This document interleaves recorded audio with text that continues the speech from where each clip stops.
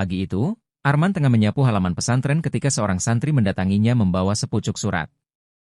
Surat itu datang dari kakaknya, Raka, yang sudah bertahun-tahun tidak ia temui sejak Raka memutuskan merantau ke Batam. Dengan hati berdebar, Arman membaca setiap kata dalam surat itu. Raka meminta Arman datang ke Batam untuk membantunya di pelabuhan. Ada nada mendesak dalam surat tersebut, meskipun tidak secara langsung tertulis. Selama ini, Arman hanya mendengar kabar sekilas tentang kakaknya dari orang-orang desa yang pernah ke Batam.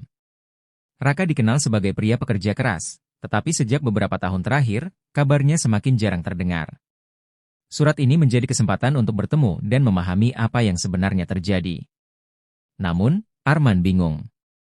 Haruskah ia meninggalkan pesantren yang telah menjadi rumahnya selama 24 tahun? Sore harinya, Arman duduk di bawah pohon mangga tua di sudut pesantren, merenungi isi surat itu. Apa maksud Raka dengan meminta bantuan? Gumamnya pelan.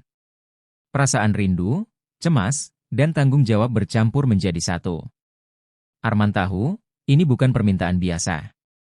Malam harinya, Arman menghadap Kiai Zainal, pemimpin pesantren yang selama ini ia anggap sebagai ayahnya sendiri. Kiai, Raka meminta saya pergi ke Batam. Apa yang harus saya lakukan? Tanyanya dengan suara berat. Kiai Zainal, dengan sorot mata bijaknya, memandang Arman dalam-dalam. Arman, hidup adalah perjalanan. Kadang, Allah mengirimkan kita ke tempat yang tidak kita duga untuk sebuah alasan besar, ujar Kiai Zainal. Ia memberikan restunya, tetapi dengan pesan penting. Ingat, nak, dimanapun kamu berada, bawa nilai-nilai pesantren ini. Jangan pernah tinggalkan prinsipmu, meskipun dunia di luar sana keras. Kata-kata itu menancap dalam hati Arman. Keputusan pun dibuat. Ia akan pergi ke Batam, meskipun berat meninggalkan pesantren. Dalam hati, ia berjanji untuk menjaga amanah Kiai Zainal dan membawa kebaikan dimanapun ia berada. Keesokan harinya, Arman berpamitan kepada para santri dan pengajar di pesantren. Banyak yang menahan tangis saat melepasnya.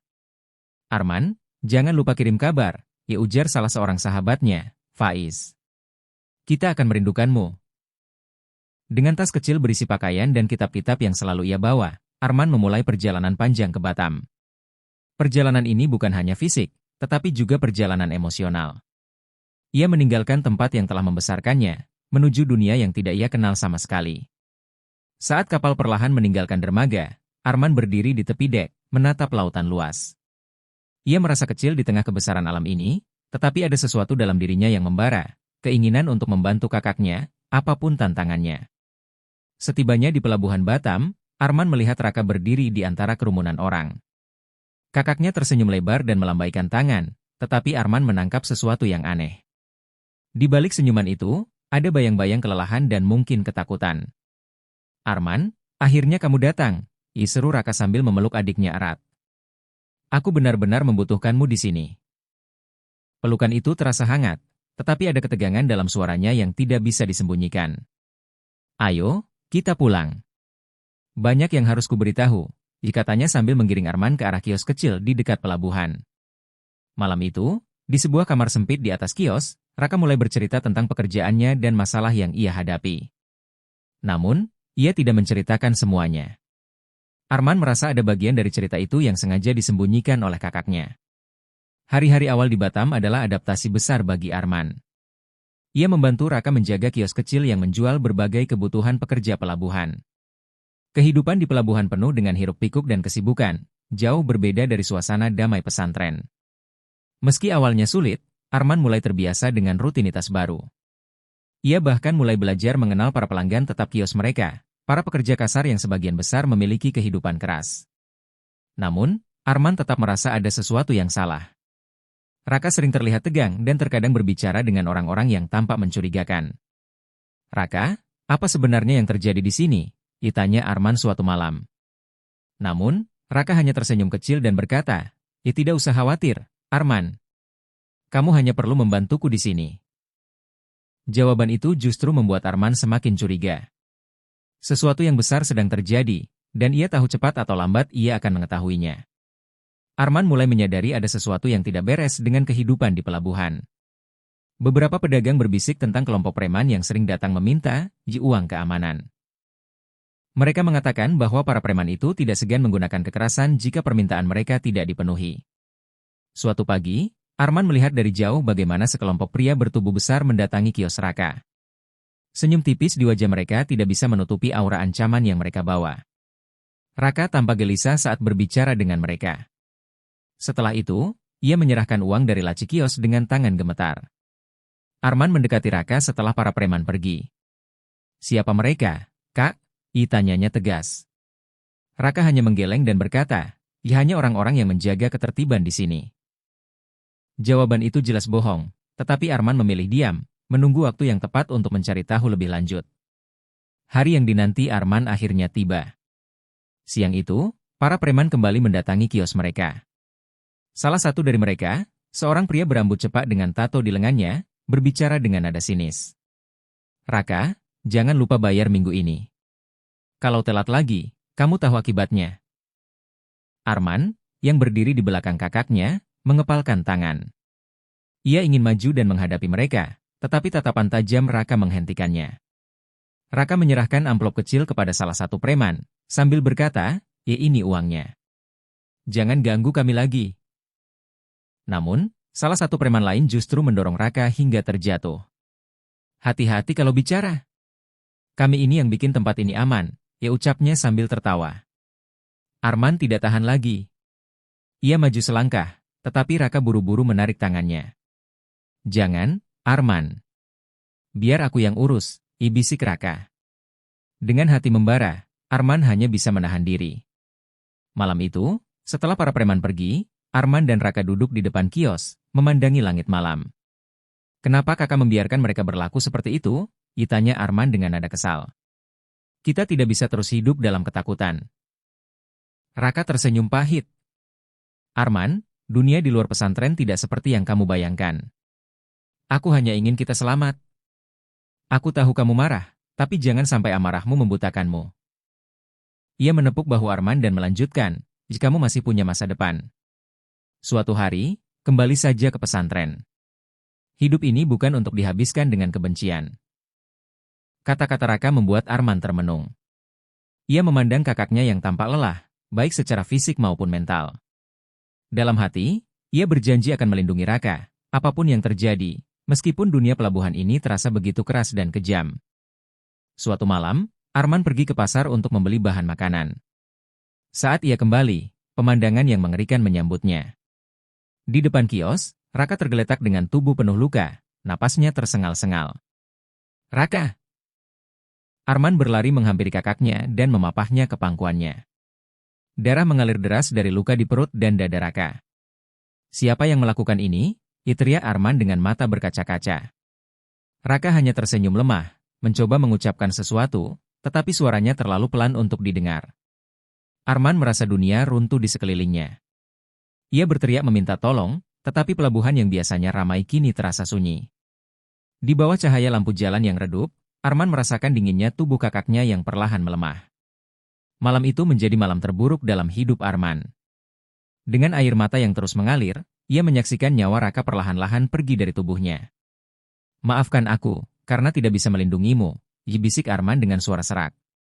Sebelum menghembuskan napas terakhir, Raka menggenggam tangan Arman dan berkata dengan suara lemah, "Jangan menyerah, teruskan hidupmu, dan maafkan mereka jika kau bisa."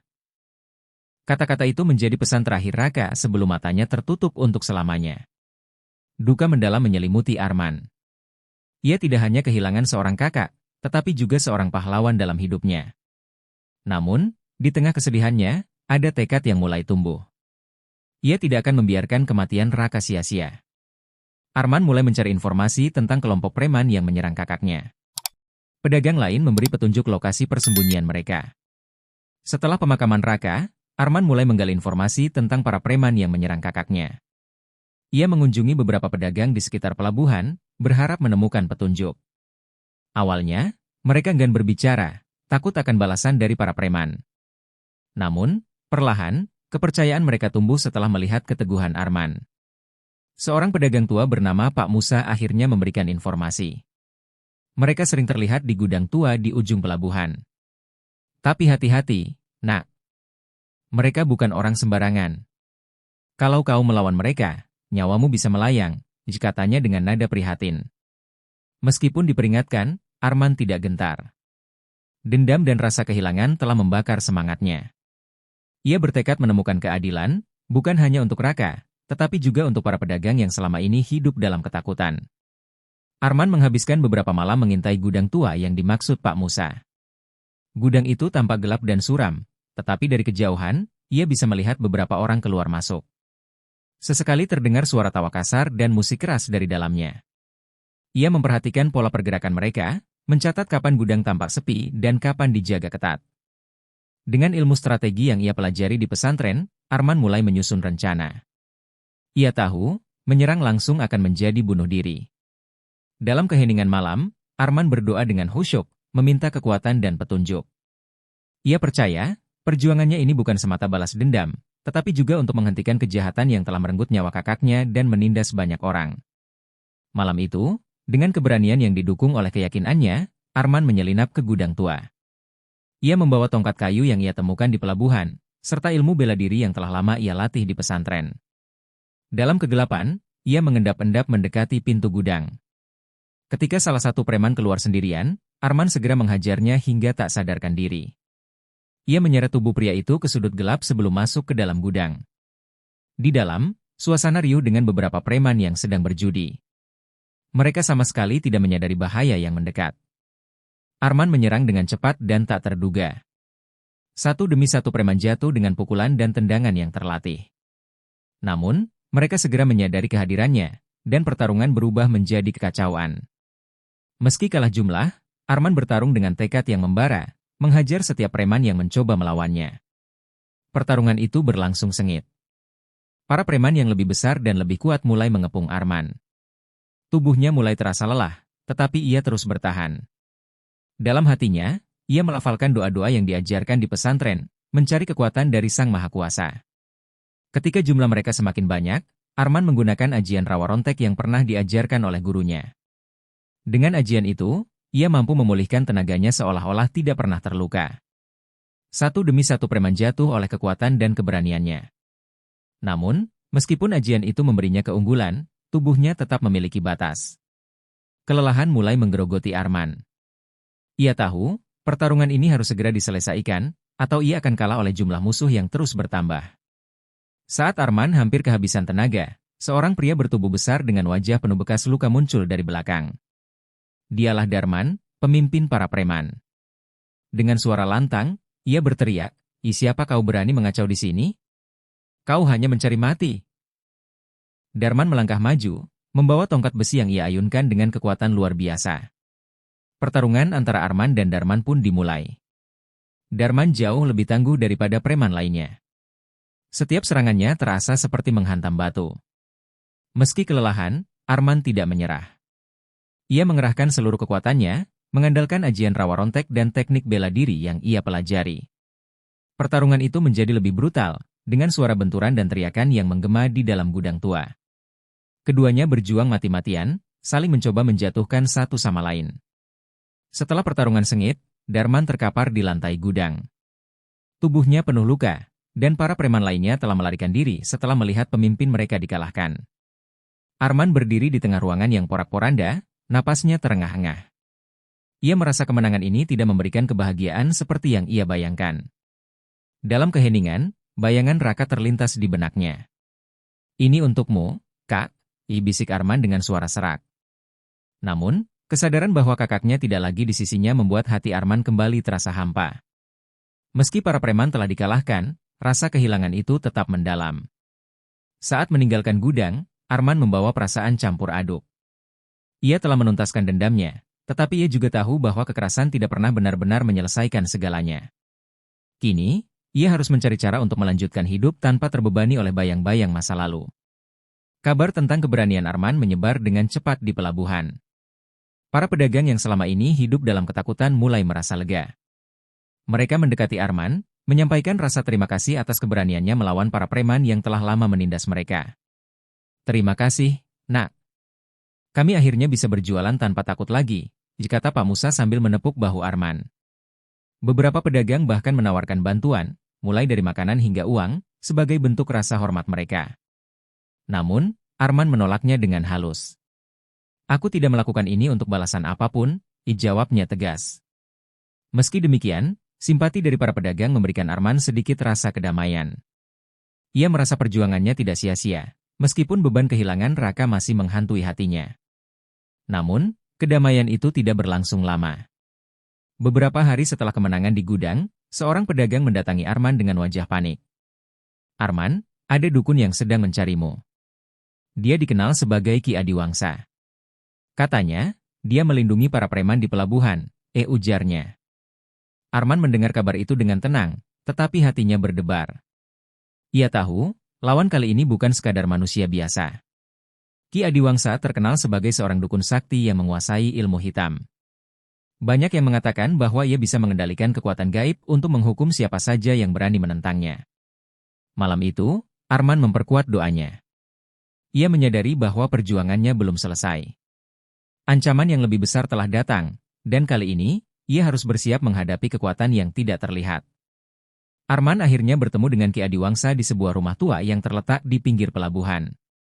Rumah itu penuh dengan aura gelap, dengan lilin-lilin yang menyala redup di setiap sudutnya. Ki Adiwangsa duduk di tengah ruangan, mengenakan jubah hitam, sambil tersenyum dingin. Jadi, kau yang berani mengusik orang-orangku, dikatanya dengan suara berat yang menggema. Kau tidak tahu dengan siapa kau berurusan, anak muda. Arman membalas tatapan itu dengan tenang, meskipun ia merasakan hawa dingin yang menusuk tulang. Aku tidak takut pada kegelapanmu, jawab Arman. Aku di sini untuk mengakhiri kejahatan, apapun bentuknya. Pertarungan pun dimulai. Ki Adiwangsa mulai melantunkan mantra, memanggil kekuatan gaib yang memenuhi ruangan. Arman, di sisi lain, melafalkan doa-doa yang ia pelajari di pesantren, memohon perlindungan dari Sang Maha Kuasa. Pertarungan antara Arman dan Ki Adiwangsa menjadi semakin intens. Ki Adiwangsa menggunakan ilmu hitamnya untuk menyerang Arman. Bayangan-bayangan gelap bergerak seperti makhluk hidup, mencoba menjerat tubuhnya. Namun, Arman tetap berdiri teguh, mengandalkan doa dan ajian rawa rontek. Dengan kekuatan ini, kau tidak akan bisa melawanku, teriak Ki Adiwangsa sambil melepaskan serangan yang menghantam Arman. Tetapi Arman membalas dengan melantunkan doa yang memancarkan cahaya terang. Cahaya itu melawan kegelapan, memaksa bayangan-bayangan itu mundur. Dalam puncak pertarungan, Ki Adiwangsa mencoba mengerahkan seluruh kekuatannya, tetapi Arman tetap tidak gentar. Ia tahu bahwa cahaya selalu lebih kuat dari kegelapan. Dengan satu doa terakhir yang ia lantunkan dengan penuh keyakinan, Arman berhasil mematahkan kekuatan Ki Adiwangsa, mengakhiri pertarungan yang melelahkan itu. Arman berdiri di tengah ruangan yang kini dipenuhi dengan sisa-sisa kehancuran. Ki Adiwangsa terkapar di lantai, kekuatan gelapnya telah sepenuhnya dipatahkan oleh doa dan keyakinan Arman. Sang dukun memandang Arman dengan mata penuh kebencian, tetapi ia tidak lagi memiliki tenaga untuk melawan. Kegelapanmu tidak akan pernah menang melawan cahaya, kata Arman dengan tegas, melafalkan doa terakhir yang memusnahkan aura gelap di rumah itu. Setelah itu, tubuh Ki Adiwangsa lunglai, dan semua benda keramat yang ada di ruangan itu hancur menjadi debu. Dengan berakhirnya pertarungan, Arman merasa lega, tetapi ia juga menyadari bahwa perjuangannya belum selesai. Meski sumber kekuatan para preman telah hancur, ia tahu bahwa masih ada sisa-sisa ancaman yang harus dihadapi. Kekalahan Ki Adiwangsa tidak serta-merta menghentikan para preman yang tersisa. Mereka tetap berkeliaran, mencari celah untuk kembali berkuasa. Beberapa dari mereka bahkan mulai menyebarkan desas-desus bahwa mereka akan menyerang pelabuhan dalam waktu dekat. Arman mulai merasakan tekanan baru. Ia tahu bahwa kemenangan atas Ki Adiwangsa hanyalah awal dari perjuangan yang lebih besar. Para pedagang kembali merasa khawatir, meski mereka percaya pada kemampuan Arman. Apa kau akan meninggalkan kami, Arman? Tanya Pak Musa suatu malam. Arman menggeleng pelan. Aku akan tetap di sini sampai pelabuhan ini benar-benar aman. Kita tidak boleh menyerah pada ketakutan, jawabnya mantap. Malam itu, Arman duduk di depan kios kecil peninggalan Raka. Ia memikirkan perjuangan kakaknya, yang selalu ingin melihat pelabuhan ini menjadi tempat yang aman dan damai. Arman merasa inilah saatnya untuk mewujudkan mimpi itu. Pelabuhan ini membutuhkan perubahan, bukan hanya perlindungan, pikirnya. Arman menyadari bahwa mengalahkan para preman saja tidak cukup. Ia harus menciptakan lingkungan yang membuat kejahatan tidak lagi mendapat tempat. Dengan tekad yang bulat, Arman memutuskan untuk memulai langkah baru. Ia akan menggalang dukungan dari para pedagang, pelaut, dan siapapun yang peduli pada masa depan pelabuhan ini. Arman mengumpulkan para pedagang dan pelaut di sebuah aula kecil yang biasanya digunakan untuk pertemuan komunitas. Ia berbicara dengan penuh semangat, menceritakan visi dan rencananya untuk membuat pelabuhan ini aman dan damai. Kita tidak bisa terus-menerus hidup dalam ketakutan. Kita harus bersatu. Jika kita bersama, tidak ada preman atau kekuatan jahat yang bisa menguasai tempat ini lagi, katanya. Para pedagang dan pelaut mulai tergerak oleh pidatonya. Perlahan, dukungan mulai mengalir. Beberapa pedagang menawarkan bantuan logistik, sementara pelaut setuju untuk menjadi penjaga keamanan di malam hari. Arman merasa harapan baru mulai tumbuh di pelabuhan. Sisa kelompok preman, yang tidak terima melihat perubahan ini, memutuskan untuk melancarkan serangan balasan. Pada suatu malam yang tenang, mereka menyerang kios-kios dan menakut-nakuti para pedagang. Namun, kali ini Arman telah bersiap. Dengan bantuan para pelaut dan pedagang yang setia, Arman memimpin pertahanan pelabuhan. Mereka menghadang para preman dengan keberanian dan strategi yang matang. Pertempuran kecil pun pecah di beberapa sudut pelabuhan. Arman menunjukkan keberaniannya di medan pertempuran, melawan preman-preman itu satu persatu. Meski sempat kewalahan, mereka berhasil mempertahankan pelabuhan, memaksa para preman melarikan diri untuk terakhir kalinya. Di tengah kekacauan, seorang pria besar yang menjadi pemimpin terakhir kelompok preman muncul. Namanya Bagas, dan ia dikenal sebagai orang yang paling kejam di pelabuhan. Bagas menantang Arman dalam duel terakhir. Pertarungan itu berlangsung sengit. Arman menggunakan semua ilmu bela diri dan doa yang ia miliki untuk melawan Bagas. Tubuhnya penuh luka, tetapi ia tidak menyerah. Dalam momen kritis, Arman melafalkan doa penutup yang diajarkan oleh Kiai Zainal.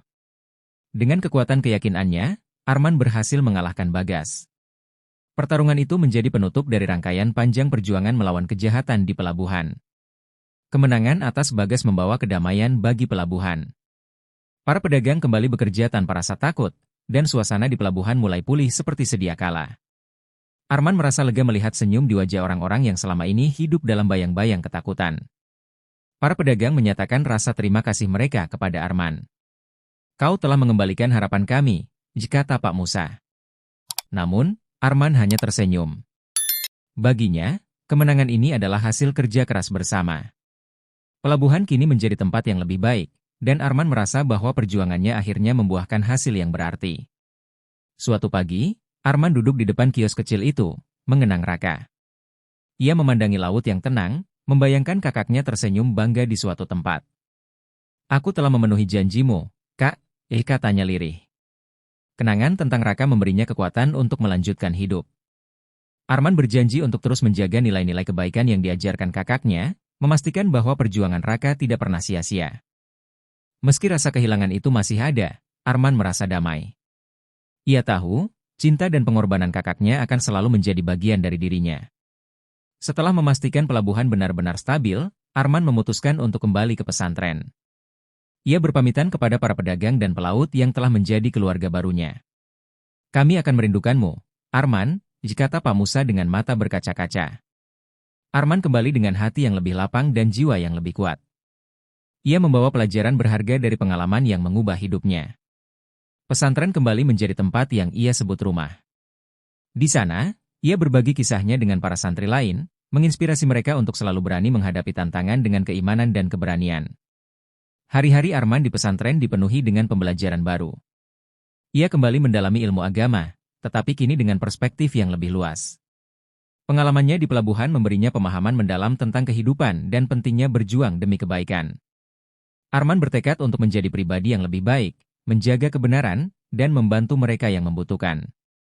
Ia percaya, meski perjalanan hidupnya penuh tantangan, cahaya kebaikan akan selalu membimbing langkahnya. Di bawah langit yang cerah, Arman memulai awal baru, membawa semangat perubahan dan kenangan Raka yang selalu hidup dalam hatinya.